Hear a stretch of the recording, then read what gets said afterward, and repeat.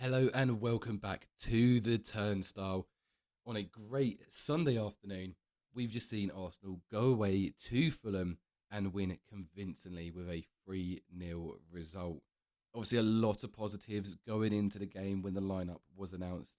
Seeing Gabriel Jesus back on the bench for the first time since November is absolutely massive. What a huge boost of confidence that will give this team going into the rest of the season. We've got 11 games left, and adding him back into that front line, which saw the start of Saka, Martinelli, and Trossard coming back from an injury that we thought might be slightly longer than coming back this weekend, is absolutely massive. An important game, obviously, we saw Manchester City win yesterday 1-0 against Crystal Palace. We knew that we had to win today to keep that 5-point cushion. We now know that next weekend, just before the international break, we have the opportunity to go 8 points clear, leaving City with a game of hand, but the points on the board are what's most important. I think that the opening of the game, we saw straight away we were dominant. We sat back, we let Fulham put the pressure onto us, which they did, but we just outclassed them in midfield. I think Thomas Partey today was absolutely outstanding. He was winning every ball, he was spraying passes. He looked brilliant. Again, the front three of Saka, Martinelli and Trossard. We've said it before. Martinelli looks such a different player when he plays alongside Lissandro Trossard. The way that they can rotate between the three of them, it just really becomes a lot more fluid when we're moving the ball forward. I think, again, Jesus coming back, you'd be worried for Eddie Nketiah getting his game time in. I think he'd be looking at Europa League at the very best at the moment because Jesus would be your natural starter, and then obviously the replacement. It looks like it would be someone like Trossard to come in. When you think about when we signed Trossard, obviously we had the whole Mudryk situation going on, and I was one of the people that was absolutely devastated when we missed out on Mudryk. He was flirting with us all over Instagram, the high price tag. We really thought we were going to be getting a special player. And I think maybe long term he will turn into that player. He does look electric. He looks a little bit raw, but the situation that we're in at the moment, the title race that we've got on our hands, if you gave me the choice between Mudryk and Trossard again in January, I would take Trossard every single time. He was absolutely phenomenal today. He looks great in tight spaces, very delicate with the ball, and a hat-trick of first half assists. I think I remember Willian doing the same thing on his debut for Arsenal, getting the hat-trick of assists away at Fulham. But obviously such a different player to William when we signed him. Martinelli, great to see him on the score sheet. Obviously, he had that dip of form a couple of games ago. He seems to be getting back amongst the goals now, which is really impressive from him. I think I was slightly concerned after the trip to Sporting Lisbon that we might be vulnerable at the back, giving away a few goals. Obviously, we haven't kept a clean sheet in a while. But I think it's a Premier League record now for London derbies, 5 on the bounce with clean sheets. So another really, really strong performance. I think Saliba today was absolutely rock solid. Nothing was getting past him. And the same as Gabriel as well. I think Saliba gets a lot of the headlines, but Gabriel has been just as important for Arsenal this season. Those two together have been absolutely out of this world. Going into the game, I was slightly concerned that it might be harder than it turned out to be. Obviously, burnt Leno leaving on maybe slightly sour terms when he left Arsenal. You always worry that he's going to come back to haunt you, but I think he actually had a really good game. He pulled off some really good saves. Didn't make it easy for us. I think moving forwards as well, we're going to see this same lineup going into every game. You're going to see, obviously, Ramsdale, Zinchenko coming in, inverting in front of Saliba and Gabriel, Ben White on the right-hand side, Thomas Partey sat there as an anchor with Granit Xhaka going up and down the field. You then got Odegaard, and it'll just be that front three that changes. It will essentially be Martinelli, Jesus, and Saka.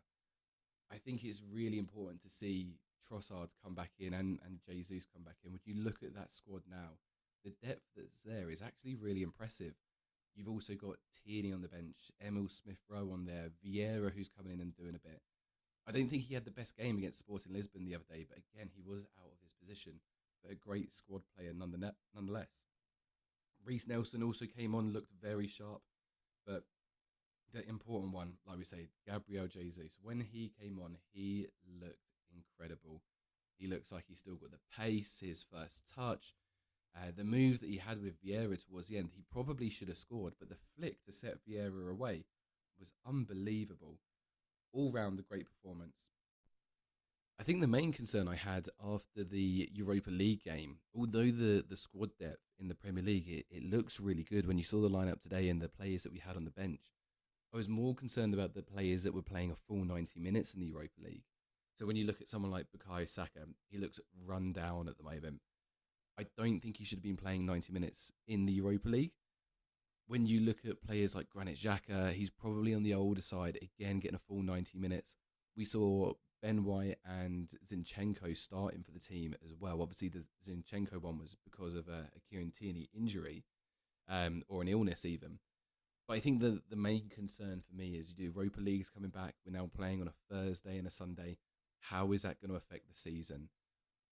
Now, I don't want to say that I want to see the Europa League thrown away, because I would love to see us win that trophy. If we could do a double, that'd be absolutely amazing. But when you look at the next 5 fixtures that we've got in terms of the Premier League, obviously we're playing Sporting Lisbon on Thursday at home. But then we've got Palace at home on the Sunday, Leeds at home after the international break. Then we go away to Liverpool.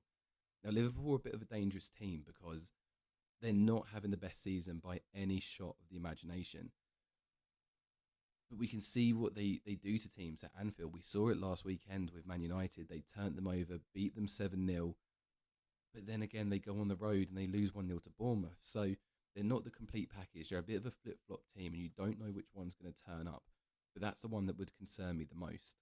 After that, the next 2, you've got West Ham away. Again, a difficult place to go, but in the form that they're in, I would like to think that the way that we're playing football at the moment, we'd turn them over. And after that, you then have Southampton at home. So it's not the hardest run of games, but not the easiest run of games. When you compare it to someone like Man City, who are obviously chasing us down, they've got Liverpool at home next. Then they've got Southampton away, Leicester at home, Brighton away, followed by us. Now, what's important is that we build that barrier between us and Manchester City as much as possible. Yes, Manchester City are going to end up having a game in hand on us just after the international break, because I don't believe they're playing next weekend. But the buffer that we build will change the mentality of everybody going into that game. If we can go into that game 8 points clear, 12 points clear if we're really lucky, then the mentality of everybody in that squad changes. It's then not a cagey game of football. It's more free-flowing. It's more open. We know that if we drop points here, it's not the end of the world. And that means that they might go on and actually even steal the win from Manchester City. So I think there's a very, very interesting couple of weeks coming up. There's going to be lots and twists and turns. Obviously, I was lucky enough myself to get away to Lisbon the other day, watch the Sporting game, which was a great atmosphere. What I'll do is I'll do a separate episode just explaining the journey that we had getting there, which was an absolute nightmare. The game itself, and just a review of their fan base and a match day experience away over at Sporting Lisbon. So between now and then, any comments, likes, subscribes that you could give would go a really, really long way. Thank you very much for listening, and I will speak to you soon.